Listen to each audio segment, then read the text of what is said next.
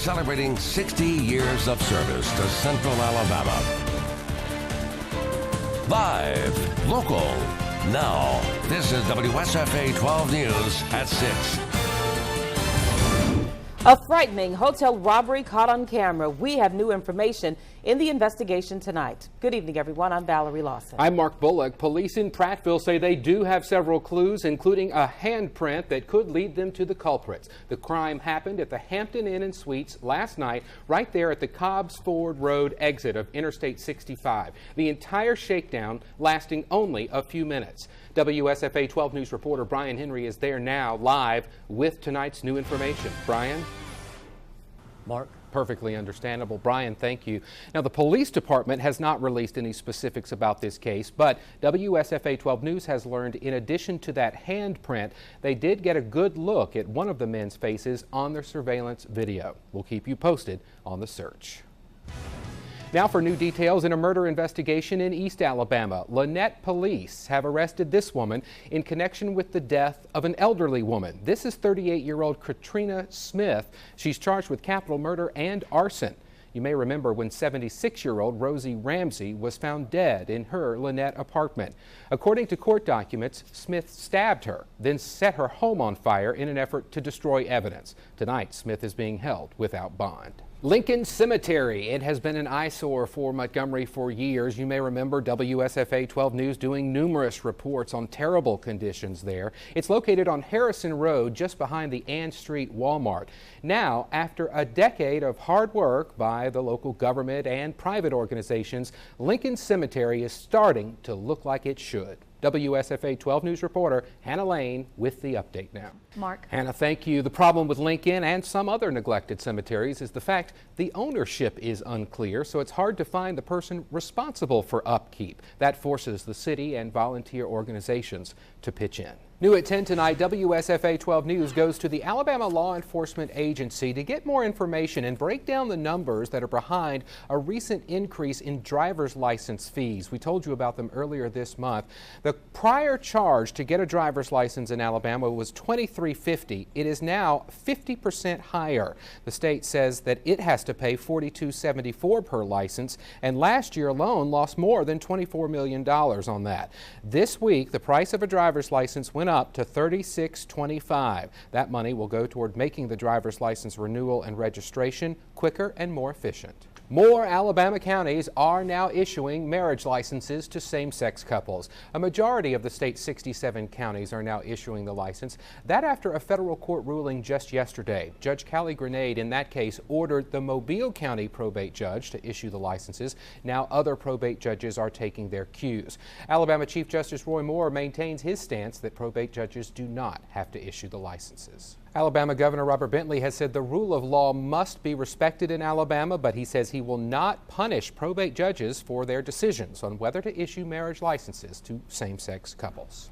Well, it's a disease that affects thousands of babies born every year, congenital heart disease. How one family is hoping to spread awareness. And later, new information is released about a suspect accused of killing 3 college students in North Carolina.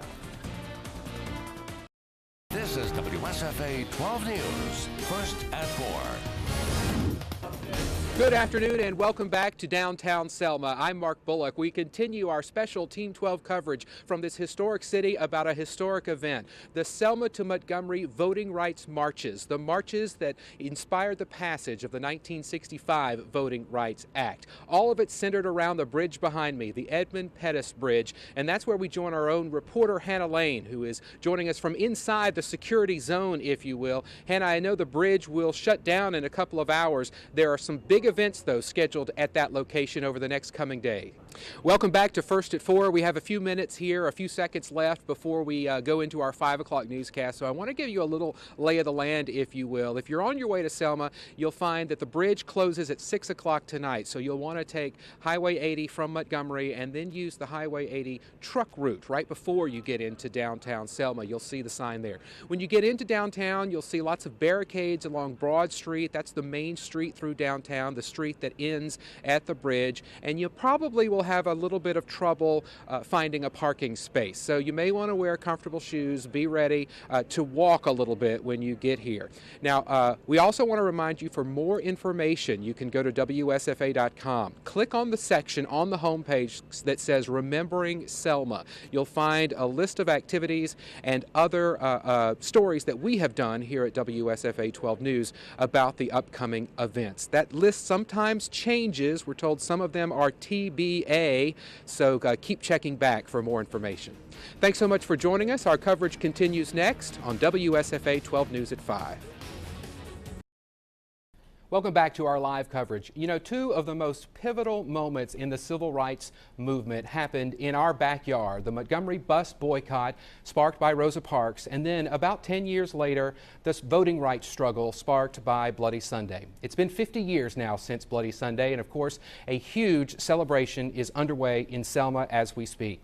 Valerie Lawson is joining us from the Edmund Pettus Bridge now once again to fill us in on what the atmosphere is like there on this important morning. Valerie, a live picture of the Edmund Pettus Bridge and the presidential limousine. The president arriving a little bit ahead of schedule, perhaps. He said his remarks would begin at 1:35 Central Time, so we'll see if he sticks to that exact schedule, but we can report that he is already in Selma. Again, this is a live picture from one of our many locations around the area.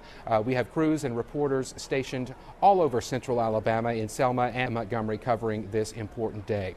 The limousine has driven into a tent. Obviously a security precaution there. The president and the White House, they don't release very many details of their travel arrangements because of security reasons. We are still just kind of in a waiting period right now, Mark. Well, Val, we want to also remind people who may not be near their television set, if you want to call your friends and loved ones and tell them about our WSFA 12 News app. As you can see, the coverage that you're watching right now on television is also streaming live right now on our app. It's also streaming live at WSFA.com.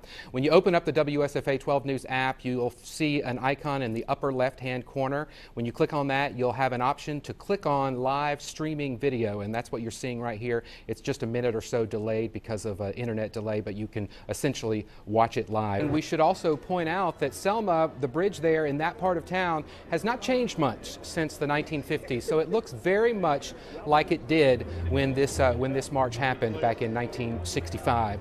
We're going to take a short break. Again, Valerie pointed out that the president has walked into the tents, so this march across the bridge, this march of reflection for him and his family and other dignitaries, is still a couple of minutes off, if that, and so we'll take a break and we'll resume our coverage in just a moment.